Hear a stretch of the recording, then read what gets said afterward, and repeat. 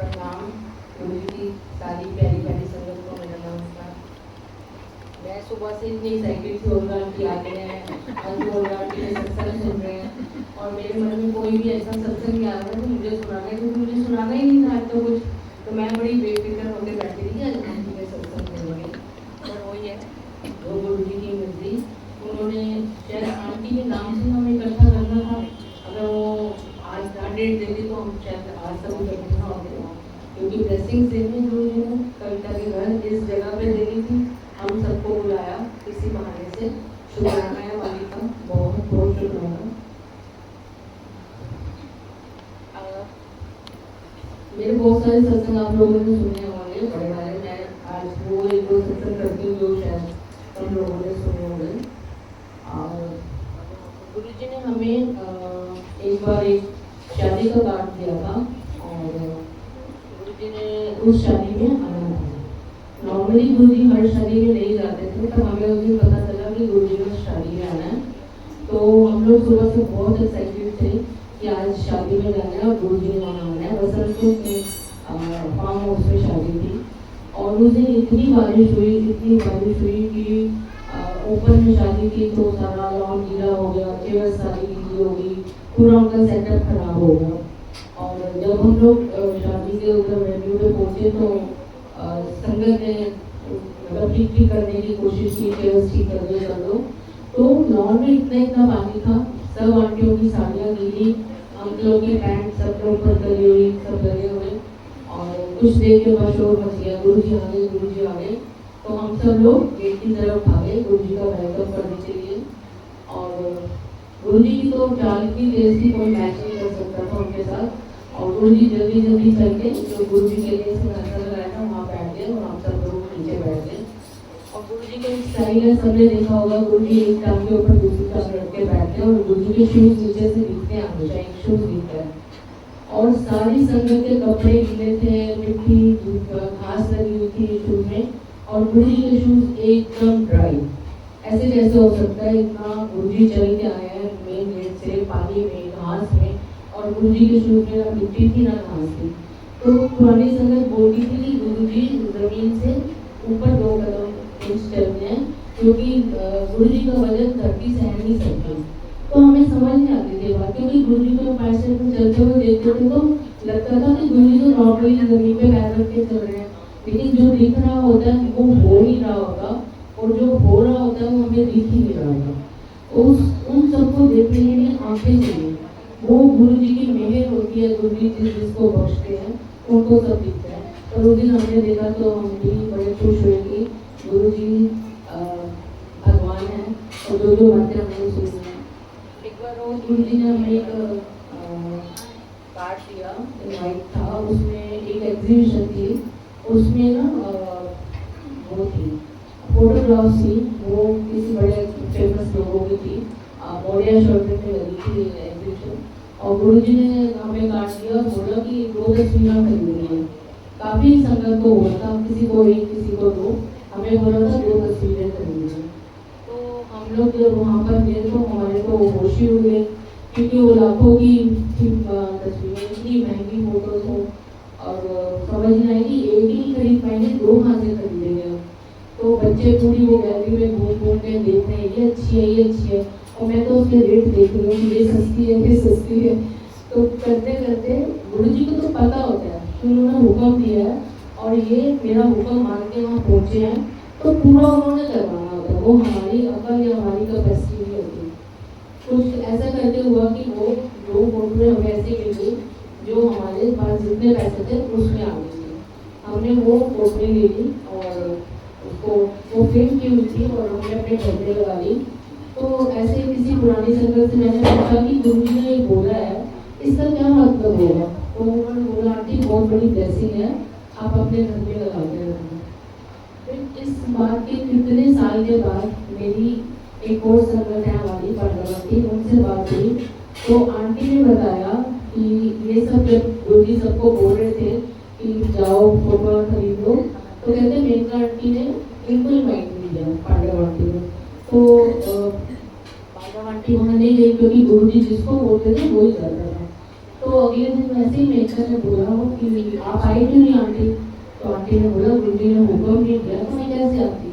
और गुरुजी ने उनको अपने पास बुलाया अंकल को और बोलते जाओ उम्मा हो देखाओ फोटो खरीदना ना भैया मैगी है। तो उनको गुरुजी ने स्पेशल बना के कि नहीं खरीदी तो मैगी है। और हम मिडिल क्लास लोग जिनके एक भी बड़ी महंगी थी हमको बोला 2 खरीदो। तो वो पैसा कहीं गलत मेरे जगह लगना था, मेरी बीमारी में, एक्सीडेंट में या किसी और जगह लगना था। गुरुजी ने उस पैसे को तो लगाया, मेरी ब्लेसिंग्स दे दी सारी। तो गुरुजी कहते हैं ना दुख में सुख मिलाते हैं। तो ये सब उनके तरीके हैं हमें टेस्ट करने के कि भाई इसका नुकसान हो रहा है, इतने हज़ार रुपये घर से जाने हैं, लेकिन ना कुछ बीमारी हुई ना कोई परेशानी हुई और हम लोग ब्लेसिंग हमको अलग से मिली। वो फोटो में पूरी जिंदगी हमारे साथ रहेगी, गुरुजी की ब्लेसिंग मिलेगी।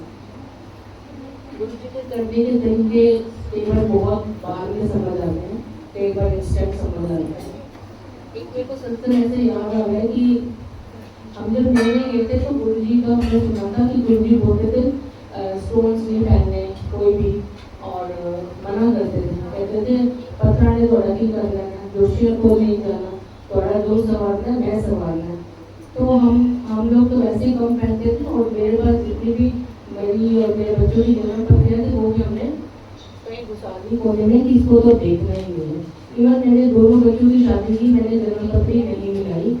लड़के वालों को बोलते तुमको मिलानी है मिलाओ, हमारे तो गुरुजी ने जो करना है करेंगे।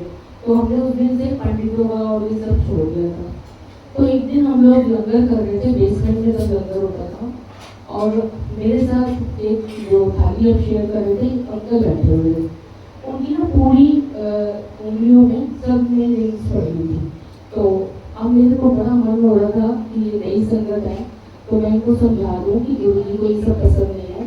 गुरुजी कहते थे मेरी ब्लेसिंग्स काम नहीं कर रही हैं, जब तो ये सब कर रहे थे, पर ना इतनी हिम्मत नहीं हो रही थी कि मैं किसी को टोकूँ या समझाऊँ, किसी को बुराई लग जाए। तो मैं मन में सोचूं बोलूं फिर सोचूं ना बोलूं, ऐसे करते करते फिर मैंने हिम्मत करके उनको बोला, मैंने कहा अंकल आपने जो रिंग्स पहने हुए हैं गुरुजी को तो ये बात बिल्कुल पसंद नहीं है, यहाँ पर तो अलाउड नहीं है सब पहनना, गुरुजी मना करते हैं।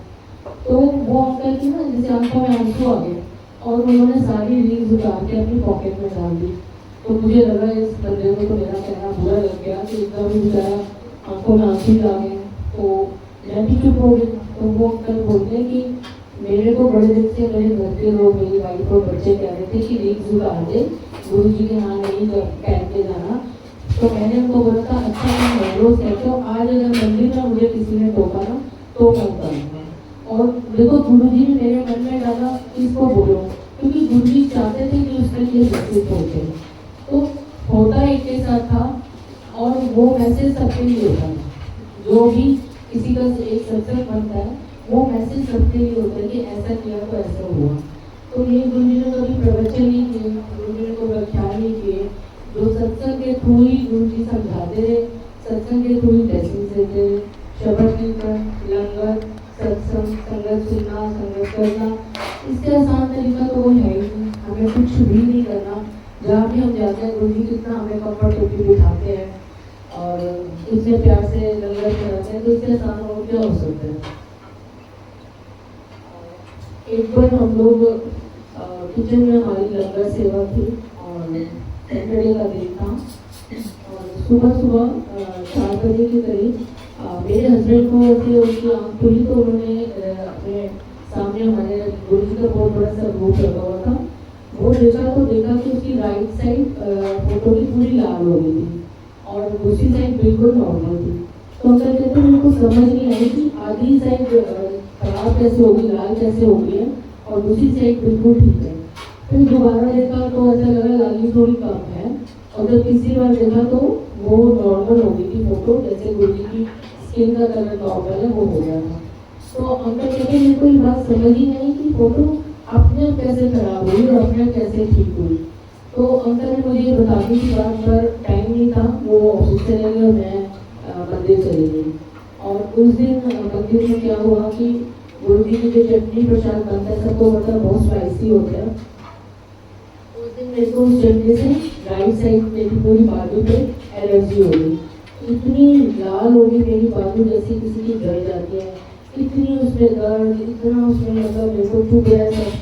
तो किसी ने फ्रिज में से बर्फ ला के लगाई, किसी ने कच्चा दूध लगा दिया, किसी ने टूथपेस्ट ला के लगा दी, पर शाम तक वो दर्द बढ़ती गई, कम नहीं हुई।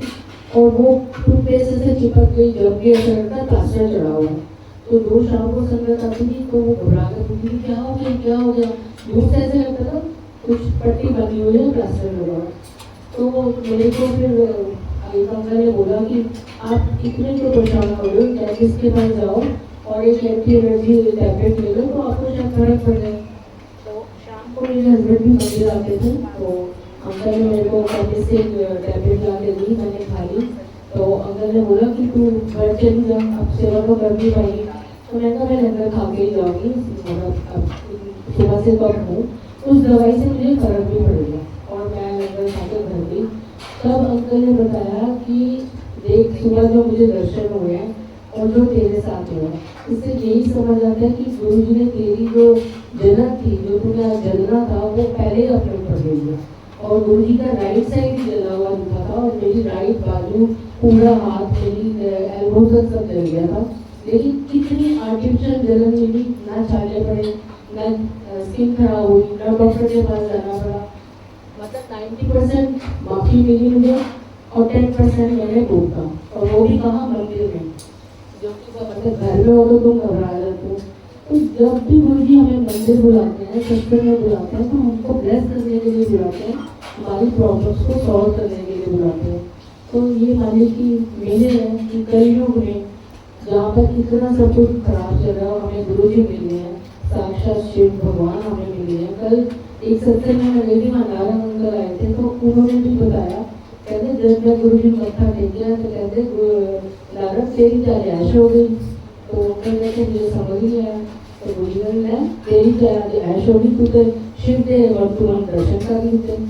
मतलब मुँह से कहा गुरु जी ने कि मैं शिव बैठा हूँ, तूने दर्शन कर दिए। नेत्र अंकल को बोला रब तेरे सामने बैठा है, उसकी तस्वीर भी देखा लगा। तो कितनी संगत को बताया। तो सोचो हम कितने ज्यादा किस्मत वाले हैं कि हमने इस कलयुग में अपने भगवान के दर्शन किए, उनके हाथों से प्रसाद खाया, उनको छुआ, उनके पैरों को स्पर्श किया। इससे बड़ा तो क्या, कितने तो जन्मों जन्मों के हमारे पाप खत्म हो गए। और जो बच्चे हैं वो गुरु जी करवा रहे हैं। एक आंटी को गुरु जी ने बोला, तो बोला मेरे को ये ठीक कर दो, वो ठीक कर दो।